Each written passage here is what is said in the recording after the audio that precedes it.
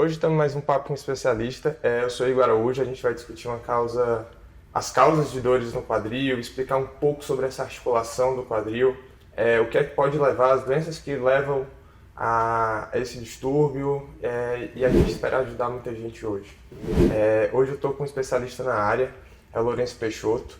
Lourenço Peixoto, ele é cirurgião de quadril, ortopedista, e ele é chefe do grupo do quadril do Instituto Nacional de Traumatologia e Ortopedia. Lourenço, obrigado por você estar aqui, é um prazer. Um prazer. Eu agradeço muito, assim, eu sou um fã do seu trabalho, já trabalhei com você, já te acompanhei de perto.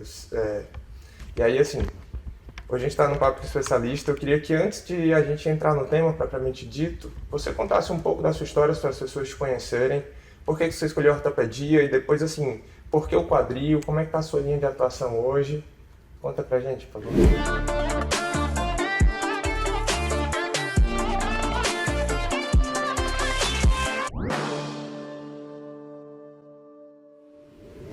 Primeiramente, agradeço a você o convite, é uma honra participar desse seu projeto. Acho que a nossa função aqui é esclarecer algumas dúvidas para as pessoas. As doenças do quadril são extremamente prevalentes, né? E eu, como você, fiz residência aqui no Instituto Nacional de Traumatologia, e aqui a gente tem um volume enorme de cirurgias, como você sabe, e acabei, durante a residência, tendo mais contato com a cirurgia do quadril. Tive uma relação pessoal próxima com alguns staffs e me apaixonei pela cirurgia propriamente dita e segui esse caminho, e após a residência fiz minha especialização em cirurgia do quadril aqui no Instituto e depois complementei minha formação nos Estados Unidos em Vail, no Colorado, em artroscopia do quadril especificamente, como você sabe. Sim. Então, e desde então, já há desde 2008, né, há 12 anos eu já faço parte do corpo clínico do Instituto na área de cirurgia do quadril, e há um ano, mais ou menos, desde 2019, né, eu sou chefe do grupo de cirurgia do quadril, que me enche de honra, né, e também é uma grande responsabilidade, mas certamente é um grande prazer. Não, e engrandece também o Papo com Especialista, trazer uma referência para o INTO e para o Brasil também em cirurgia de quadril. Então, assim, a gente está sempre, como eu falo para eles, tentando levar conteúdo de qualidade para quem realmente entende do assunto, porque informações tem de todos os tipos, certamente, mas de qualidade é difícil filtrar. Assim, eu não vou contar a história de nenhum paciente, porque acho que dor no quadril existe, assim, os pacientes mais comuns, mas é uma queixa que chega a todo momento para a gente, é aquele paciente que tem dificuldade de dobrar o quadril, às vezes até de sentar, de caminhar na esfala. E aí eu queria que você contasse um pouquinho falar sobre essa articulação, as causas de dores principais, o que é que você vê principalmente na sua experiência, na sua prática clínica. Até eu acho que esse é um tema interessante, é uma bola interessante que você levanta, que esse tema serve para também tranquilizar a população de uma maneira geral. Para vocês terem noção, assim, 80, 90% das dores do quadril, né, no dia a dia do especialista, são em decorrência de tendinites, bursites trocantéricas, patologias que eu diria assim benignas, que não evoluem para tratamento cirúrgico de uma maneira geral. Então, a maior parte das pessoas que relatam dor no quadril, eles comparecem ao consultório devido a algum tipo de tendinite ou bursite na região do quadril. Normalmente são dores que acometem a região lateral do quadril, né, são mais prevalentes acima dos 50 anos de idade e no sexo feminino, mais ou menos aí de 9 para 1, mulheres versus homens, né? Então as mulheres elas são mais acometidas por essas tendinites ou bursites do quadril, né? Então essa é a causa mais frequente nesse grupo populacional e no dia a dia do consultório. Agora, outra causa comum, né, de dor no quadril, e essa é um pouco mais preocupante, é a dor em decorrência da artrose propriamente dita.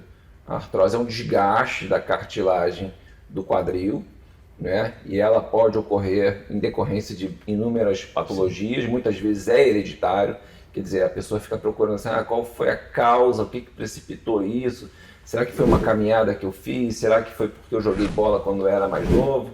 E muitas vezes não, é hereditário. Quando você pesquisa, tem um pai, tem um avô, e o filho aparece no teu consultório com o mesmo problema. Então, existem alterações do formato do quadril que predispõem, né, à formação da artrose. Em algumas situações, essa má formação, entre aspas, do quadril se dá pelo desenvolvimento embrionário da criança, que está sendo gerado, e o quadril displásico, que é um quadril com pouca cobertura óssea. Esses quadris são predispostos a evoluir com artrose. Muitas vezes isso é silencioso, você não sabe que tem uma displasia do quadril, e quando você chega lá pelos seus 30, 40 anos, o processo de dor e degeneração se inicia. E um outro grupo muito comum é o paciente que tem uma deformidade anatômica que a gente chama de impacto femoroacetabular, que é uma entidade à parte, também muito comum no consultório, muito comum como causa secundária ao desenvolvimento de artrose no quadril, né? E aí esse grupo populacional é mais acometido por homens, né? Que é representado com mais frequência por homens. Aí a balança se inverte. Sim. Quando a gente fala da tendinite do quadril, que eu falei que era 9-1 para a mulher, nesse caso do impacto femoroacetabular e com artrose subsequente, é muito mais frequente em homens. Eu não sei a relação exata, mas provavelmente por aí, entre 9-1 entre homens e mulheres. Então a balança se inverte, as mulheres vão à forra nesse aspecto, né? E nos últimos anos, a gente tem, desde 2003, a gente consegue hoje detectar pessoas que têm impacto femoroacetabular que evoluiriam para artrose caso fossem negligenciadas. Desde 2003, a gente já consegue abordar cirurgicamente esses pacientes de maneira a melhorar a dor deles e muitas vezes evitar com que eles evoluam para artrose terminal, para necessidade de colocação de uma prótese, através de técnicas minimamente invasivas, como a artroscopia do quadril, que foi uma grande revolução no tratamento desses pacientes. Então hoje, eu acho fabuloso isso, a gente consegue mudar a história natural da doença, mudar o curso da doença. Se a gente consegue pegar esses pacientes com dor no quadril, no início da sua evolução, e que seja secundário, obviamente, ao impacto femoroacetabular. Então, esses pacientes a gente consegue hoje, com abordagem minimamente invasiva, dar alta no dia seguinte, o paciente pedala no dia seguinte, fica só 3 semanas com muleta, volta à atividade física em 3 meses, às quadras, aos tatames, enfim, e etc. E de uma maneira muito pouco invasiva e com muito pouca morbidade. Então, a cirurgia do quadril, a ortopedia evoluiu muito, né? Como muitas áreas da medicina, mas a ortopedia eu acho que foi uma das que mais evoluíram no aspecto de fazer tratamentos minimamente invasivos, com menos morbidade. A tecnologia evoluiu muito. E a área da cirurgia do quadril não é diferente. A área da cirurgia do quadril também evoluiu de forma assim, assombrosa nos últimos 20 anos, eu diria. Assim, você falou da identidade que é o impacto femoroacetabular, que, para quem não sabe, a gente ainda vai provavelmente trazer você aqui, gravar um vídeo, que seria um a articulação do quadril, ela é como se fosse uma bola em soquete, que a gente chama, e durante o movimento acaba que realmente, literalmente, acontece o impacto do fêmur com acetábulo. Existem 2 tipos, mas isso depois a gente explica em outro vídeo, que a gente vai deixar um card aqui. Sobre a artroscopia, que você falou, assim, nem todo mundo faz artroscopia, principalmente do quadril, é uma coisa, de certo ponto de vista, nova, precisa de um treinamento bem especializado. Eu sei que você falou que é especialista nisso. E aí, assim, uma pergunta que eu queria lhe fazer. Quando o paciente tem dor no quadril, e às vezes, como você disse, tem uma história familiar já de dor no quadril, muitas vezes, por ter essa história, acaba que ele já tem o seu médico de quadril de referência, porque cuidava do pai e pode cuidar desse outro paciente mais novo. Mas o paciente que sente a primeira vez dor no quadril, nunca foi no médico, você recomenda ele ir num especialista ou ele primeiro num traumatologista geral e na emergência? Porque assim, a gente sempre tenta orientá-los o que fazer, né? E aí eu senti dor no quadril, já estou sentindo essa dor há 15 dias, o que é que você recomenda? Olha, você sabe que existem dados estatísticos que avaliam o tempo e o número de especialistas que esses pacientes com esses problemas levam e o número de especialistas que eles consultam antes do diagnóstico. Sim. Então, na média, os pacientes com impacto femoroacetabular, entenda, o impacto femoroacetabular é uma situação preocupante, porque essa articulação, na verdade, ela já está desenvolvendo artrose. Sim. Então, a gente fica um tanto quanto aflito de fazer esse diagnóstico o quanto antes, para justamente tomar as medidas, mesmo que sejam conservadoras, Sim. mas para orientar esses pacientes para a articulação não desenvolver artrose, porque uma vez estabelecida a artrose não tem volta, a gente não tem como botar cartilagem de volta. Perfeito. Na articulação do quadril. Então, o que a gente vê é que, na média, esses pacientes levam 18 meses para fazer o diagnóstico de impacto femoroacetabular.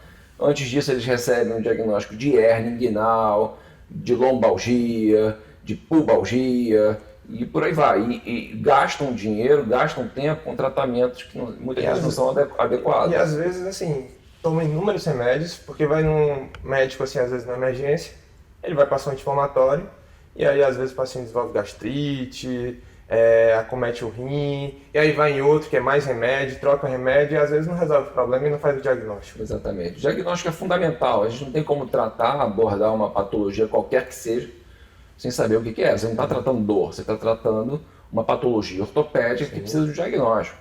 Então, nada...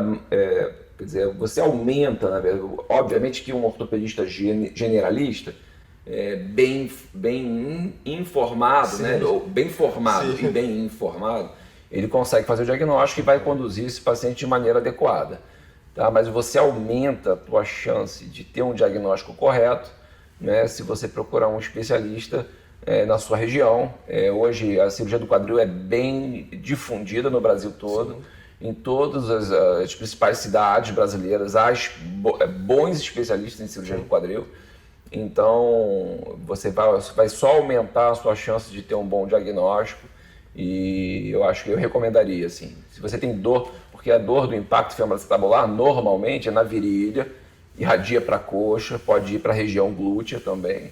Então, se você tem esses sintomas, pode não ser impacto femoroacetabular, mas é bom dar uma olhada. O que é, né? E o diagnóstico é clínico, né? É exame físico e um raio-x. Basicamente, muito simples assim. Um raio-x e o exame físico, o especialista diagnostica o problema. E como você falou, muito melhor tratar na base, onde você pode prevenir, você pode evitar assim, procedimentos irreversíveis, né, do tipo fazer uma prótese, uma coisa já bem avançada. Se você tratar ali no início, se você puder evitar, como você disse, um estabelecimento de uma artrose mais avançada. E aí, assim, Lourenço, eu vou pedir para você deixar a última mensagem para os pacientes, com uma última orientação. Bem, pessoal, mais uma vez uma honra participar desse evento.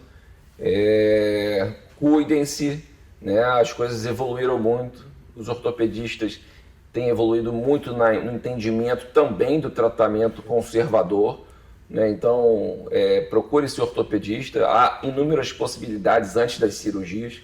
Isso é uma outra área que evoluiu muito. Então, para você ter noção e para que vocês tenham noção, nós operamos mais ou menos, dentro de um consultório de um especialista, mais ou menos 3 a 2% dos casos que vão nos consultórios. Sim. Então, a maioria das pessoas tem indicação de tratamento conservador, tá? A cirurgia é a última instância, né?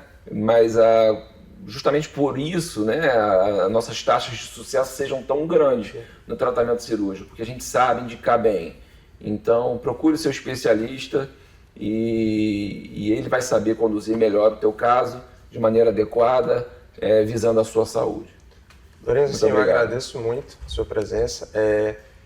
Assim, o conteúdo e a propriedade dele é difícil encontrar, assim, principalmente na internet. Tem muito conteúdo que não é de qualidade, mas também tem muita coisa boa. E assim, a gente sempre preza por informar, por trazer informação de quem realmente sabe.